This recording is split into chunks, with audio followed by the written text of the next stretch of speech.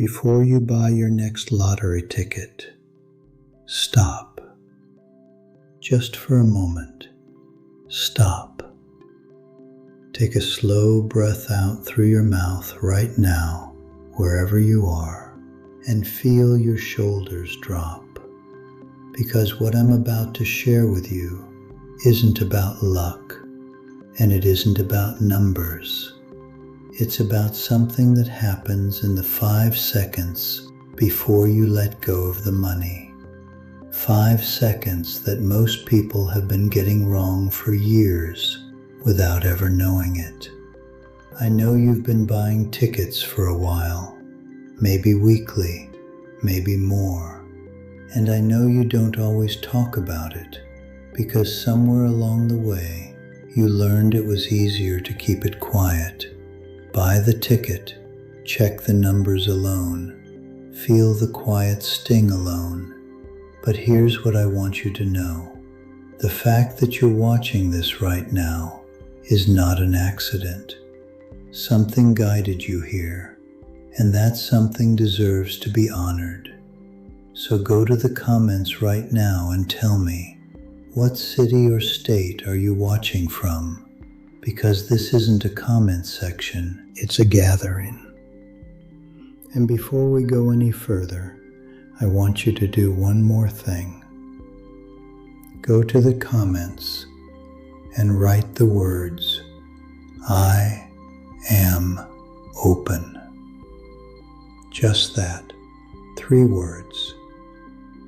Because those 3 words are a declaration, not to me, not to this channel, but to yourself and to the universe that's been waiting for you to say them.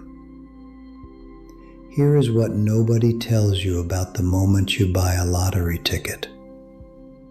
Your brain interprets the act of spending money as a small loss, not a possibility, not an investment, a loss.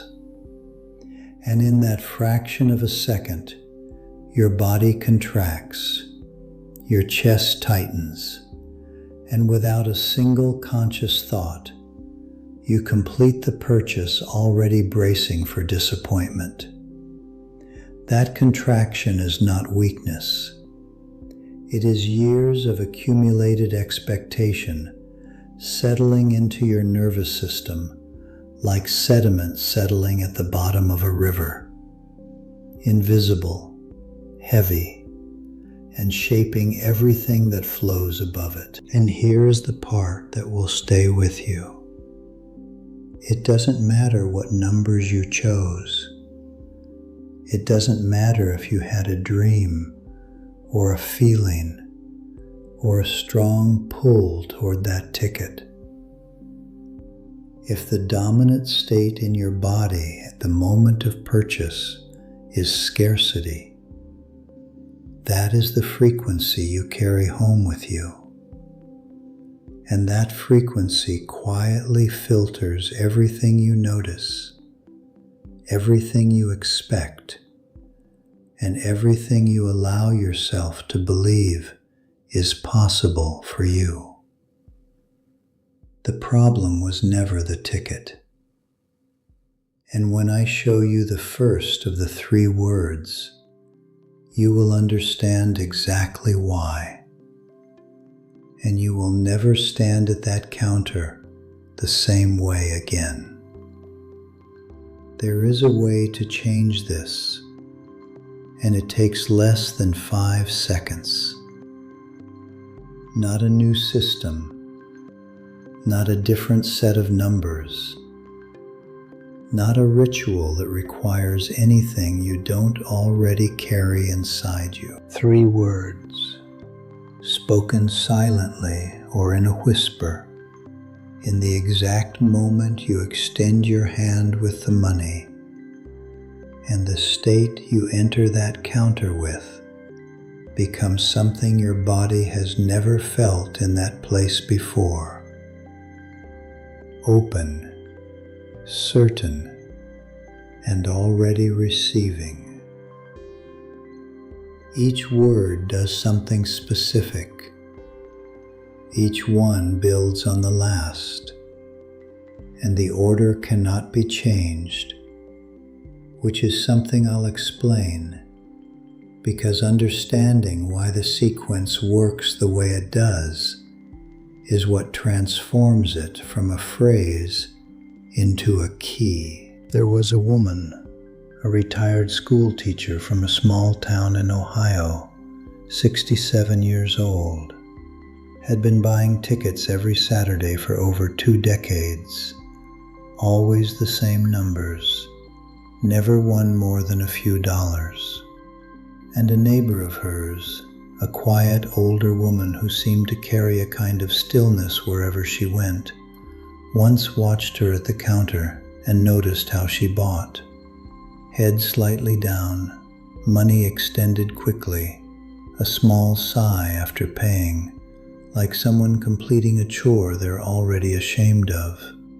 And that neighbor placed a gentle hand on her arm the following week and said, "Before you pay, breathe out, and then say inside yourself, 'Thank you.'" And the woman looked at her and said, "Thank you for what? I haven't won anything." And the neighbor said, "Exactly. That's exactly why." The first word is thank you, spoken before the outcome, before the draw, before any reason the world would recognize as valid. Because gratitude said before receiving is the rarest form of faith there is, and neurologically it does something precise. It shifts the brain out of threat mode and into receptivity, the same way opening a window doesn't create the breeze, but makes it possible for the breeze to enter. The second word is I receive, and this is the one your mind may resist, because most people at that counter are in the energy of chasing, reaching, grasping outward, and I receive is the opposite movement entirely. It is the posture of someone who opens rather than grabs, palms up rather than fists clenched, and the subconscious mind does not understand the future tense. When you say, "I want," it registers wanting, a state of lack, but when you say, "I receive," it registers receiving, and the body follows. Take 1 second right now. Check that you're subscribed and that the notification bell is on, because the next teaching I'm preparing continues directly from this one, and I want it to reach you. The third word, the one I told you people resist, is already. And I want you to stay with that resistance if you feel it, because that resistance is the exact distance between where you are and where you want to be. Already collapses time. It removes the wall between now and when. The full sentence becomes, "Thank you, I receive already."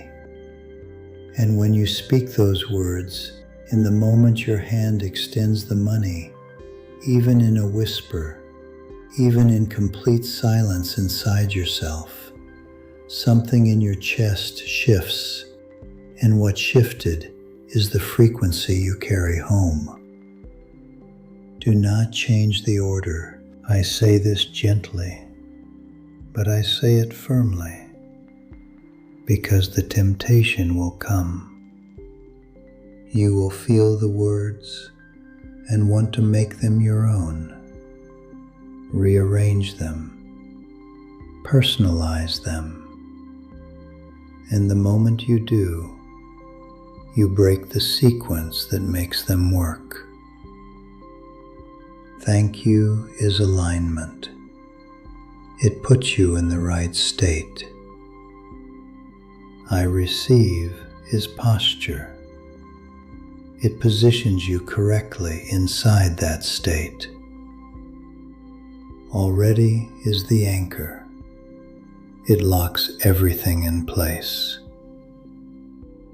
If you lead with already before you have aligned, you are trying to anchor something that hasn't been built yet, like signing a contract you haven't read, like planting a seed in ground you haven't opened.